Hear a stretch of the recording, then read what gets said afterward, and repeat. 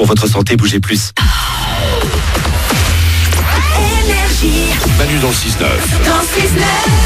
6h, 9h30 sur Énergie. Dans moins de 10 minutes, les sondages du matin sont de retour. On va écouter Big Flo et Oli et les infos, c'est maintenant.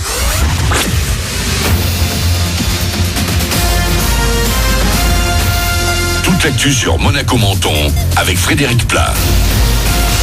Bonjour, c'est reparti. Le soleil devrait l'emporter aujourd'hui sur Monaco et toute la Côte d'Azur. Le thermomètre va afficher de 12 degrés sur les hauteurs jusqu'à 18 sur le littoral, 11 actuellement à la Turbie et Roquebrune. Et la bonne nouvelle, c'est qu'on devrait conserver ce beau temps au moins jusqu'en début de semaine prochaine. C'était la météo sur Énergie avec l'Atrégo, votre restaurant les pieds dans l'eau. Port de Plaisance, Cap d'Aille.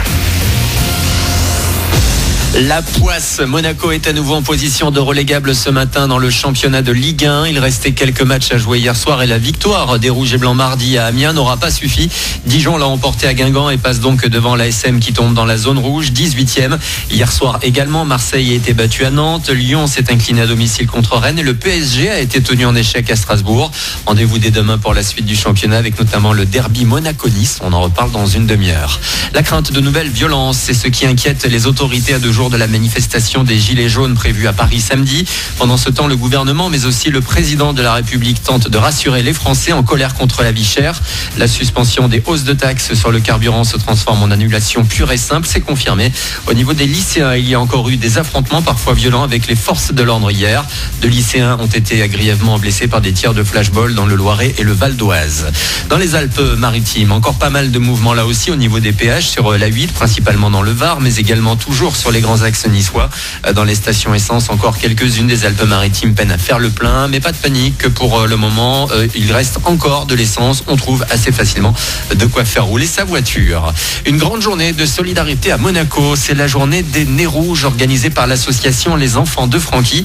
Pour participer, il suffit en ce 6 décembre de mettre sur votre voiture la petite boule en mousse symbole de l'asso que vous avez pu vous procurer ces dernières semaines. Une première opération à quelques jours de Noël pour donner le sourire aux enfants malades et défavorisés. Exact. C'était le nez du clown figé sur la voiture pour donner un sourire à un enfant qui viennent effectivement à Monaco et sont tous les enfants de la région PACA. C'est les enfants de notre région, de Marseille jusqu'à Menton, qui viennent inviter. Ils sont invités à Monaco pour fêter Noël. C'est une grande journée de solidarité. Il faut absolument figer le nez rouge sur la voiture, mais effectivement, les personnes aiment le garder toute l'année, donc je peux rien dire sur ça. C'était l'amour et c'est le cœur qui parle. Francine, la présidente de l'asso, et les enfants pourront participer au spectacle Noël de Francky le samedi 15 décembre à la Salle des Étoiles de Monaco. Le gala Kids Night la veille au soir aura permis de récolter pas mal de fonds. Toutes les infos sont sur frankymonaco.org. Voilà pour votre actu 8h34. Excellent début de journée à vous avec Manu dans le 6-9.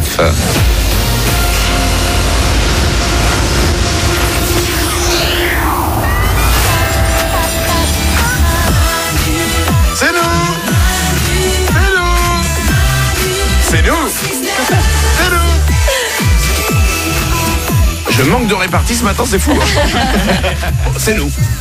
C'est Manu dans le 6-9. Les moins du matin sont là avec moi, évidemment, comme chaque matin. Il y a Isabelle. C'est nous. Il y a Glandu. Coucou. Il y a Paulette. Wouhou.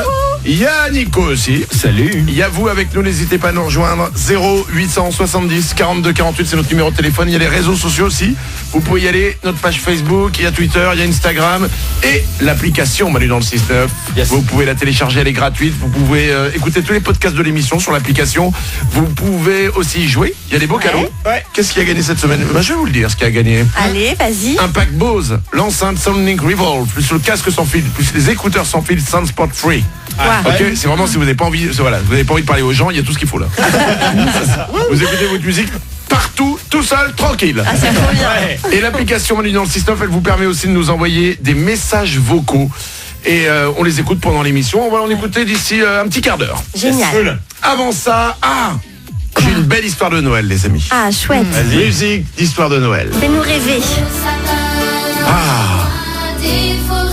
Noël, c'est les cadeaux. Noël, c'est le Père Noël. Et Noël, c'est aussi des belles histoires.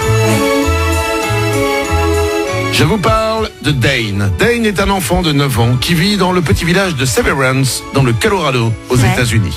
Ouais. Et dans cette petite ville, il y a une loi qui n'a jamais été abrogée, qui dit qu'il est interdit, strictement interdit, de lancer des objets sur les gens, les animaux ou une propriété. Ah. Ouais. et objet au sens large. Ce qui veut dire que dans le petit village de Severance au Colorado dans lequel habite Dane, 9 ans, Ouais. il est interdit de lancer des boules de neige. Ah non. Mince. Eh oui. Oh non. Alors évidemment, la loi parle des cailloux, parle des rochers, parle des bouts de bois. Des choses dangereuses. Mais ouais. techniquement, il est illégal de faire une bataille de boules de neige dans les rues de Severance au Colorado, cette petite ville mignonne où habite Dane, 9 ans. Ah, mais ils doivent pas s'amuser là-bas, quoi, quand c'est c'est l'hiver, relou. quand il neige. Et effectivement, cela pose un problème pour les enfants qui ne peuvent pas se jeter de boules de neige. Alors qu'est-ce qu'il a fait, Dane, 9 ans, dans le petit village de Severance au Colorado?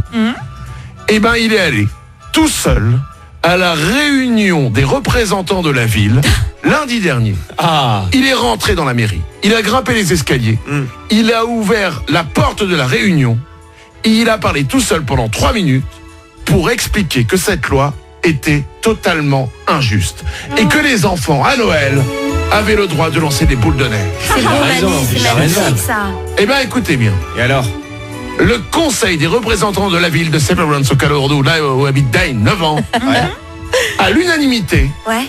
a voté pour l'abrogation de cette loi. Bravo Dane. Ah ouais, Dane Et président. dorénavant, grâce à Dane, 9 ans, à Severance au Colorado, on peut se jeter des boules de neige. Et d'ailleurs, la première chose qu'a fait Dane, 9 ans, en sortant du conseil de la mairie, il a envoyé une boule de neige sur son frère de 4 ans. Aïe, aïe, aïe. Ah, dommage la fin. Ça part déjà. Et là, dommage. le maire a fait on aurait peut-être dû garder la loi. C'était la belle histoire de Noël. 8h37.